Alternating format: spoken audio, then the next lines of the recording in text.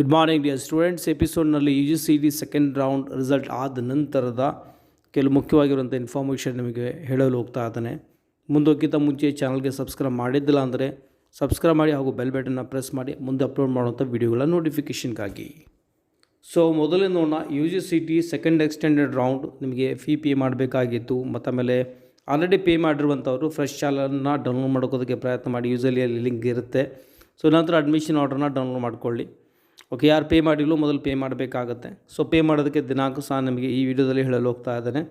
So ನಂತರ ನೀವು ಇಲ್ಲಿ ನೋಡ್ಬೋದು, ಇಲ್ಲಿ ಎರಡನೇ ಎಕ್ಸ್ಟೆಂಡೆಡ್ ರೌಂಡ್ನ ಫಲಿತಾಂಶಗಳು ಆಲ್ರೆಡಿ ನಿಮ್ಮೆಲ್ಲರಿಗೂ ಗೊತ್ತಿರುವಂಥದ್ದು. ಸೊ ಮೊದಲೇ ಲಿಂಕ್ ಉಪಯೋಗ ಬರುತ್ತೆ ನಿಮಗೆ. ಸೊ ಯಾರಿಗೆ ಸೀಟ್ ಸಿಕ್ಕಿದೋ ಕ್ಲಿಕ್ ಮಾಡಿ. ಮೊದಲು ಪೇಮೆಂಟ್ ಮಾಡಿಲ್ಲಪ್ಪ ಅಂದರೆ ಲಿಂಕ್ ಬರುತ್ತೆ, ಚಾಲೆಂಜ್ ಜನರೇಟ್ ಮಾಡಿ ಪೇಮೆಂಟ್ ಮಾಡಿ. ನಂತರ ಅಡ್ಮಿಷನ್ ಆರ್ಡ್ರನ್ನ 1-2 ತಾಸುಗಳ ಪೇಮೆಂಟ್ ಆದ ನಂತರ ಮಾಡ್ಕೊಳ್ಬೋದು. ಯಾರು ಆಲ್ರೆಡಿ ಮಾಡಿರ್ತೀರೋ ಫ್ರೆಶ್ ಚಾನಲ್ನ ಡೌನ್ಲೋಡ್ ಮಾಡ್ಕೊಳ್ಳಿ. ಓನ್ಲಿ ಏನೋ ಪೇ ಮಾಡೋಂಥ ಅವಶ್ಯಕತೆ ಇರೋದಿಲ್ಲ. ಆ ಒಂದು ಚಲನ್ನಲ್ಲಿ ಈಗ ಅಲರ್ಟ್ ಆಗಿರುವಂತಹ ಸೀಟ್ ನಿಮಗೆ ಅಲ್ಲಿ ರಿಪ್ಲೇಸ್ ಆಗಿರುತ್ತೆ.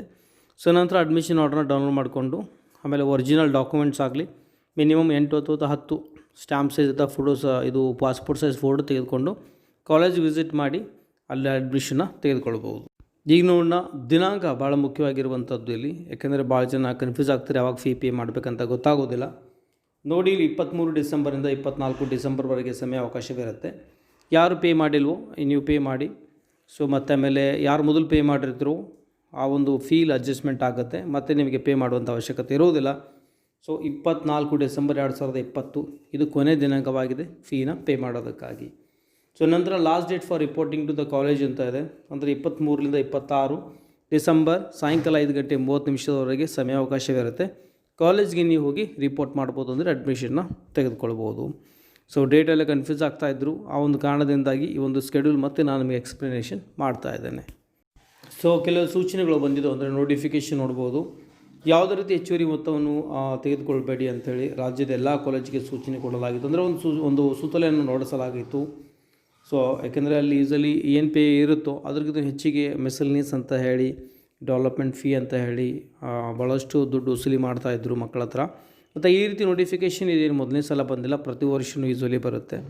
ಸೊ ಆಮೇಲೆ ಕಾಲೇಜ್ ಅಂತೂ ಸ್ಟಾಪ್ ಮಾಡೋದಿಲ್ಲ, ಎಕ್ಸ್ಟ್ರಾ ಫೀನ ತೆಗೆದುಕೊಳ್ಳುತ್ತೆ. ಮತ್ತು ಇನ್ಫ್ಯಾಕ್ಟ್ ನೀವು ಈಗ KEಗಾಗಲಿ ಮತ್ತು ಏನೇ ನೀವು ರಿಪೋರ್ಟ್ ಮಾಡಿದ್ರು ಸಹ, ಎಷ್ಟೇ ನೀವು ಕಂಪ್ಲೇಂಟ್ ಕೊಟ್ಟರು ಸಹ ಅಲ್ಲಿ ಯಾವುದೇ ರೀತಿ ಫಲಕಾರಿ ಅಂತೂ ಮೊದಲು ನೀಡಿಲ್ಲ. ಸೊ ಈಗಲೂ ಸಹ ನೀಡುವುದಿಲ್ಲ. ಸೊ ಅವ್ರು ಏನು ಕೇಳ್ತಾರೋ ಅದನ್ನು ನೀವು ಕೊಡಲೇಬೇಕಾಗತ್ತೆ. ಏಕೆಂದರೆ ನೀವು ಏನು ಮಾಡಿದ್ರು ಸಹ, ಎಂಥ ನೋಟಿಫಿಕೇಷನ್ ಬಂದರೂ ಸಹ ಅದು ಸ್ಟಾಪ್ ಇನ್ನೋದ್ರವರೆಗೂ ಆಗೋದಿಲ್ಲ. KEಗೆ ಖುದ್ದಾಗಿ ನೀವು ಭೇಟಿ ನೀಡಿ, ನೀವು ಬೇಕಾದರೆ ಅಲ್ಲಿ ಕಂಪ್ಲೇಂಟ್ ನೀಡಿ, ಅವರು ಸಹ ಅದಕ್ಕೆ ಏನು ಮಾಡೋದಿಲ್ಲ. ಮತ್ತೆ ನೋಟಿಫಿಕೇಷನ್ ಮಾತ್ರ ಹೊಡಿಸಬಹುದೇನೋ, ಮತ್ತೇನು ಇದುವರೆಗೂ ಮಾಡಿಲ್ಲ.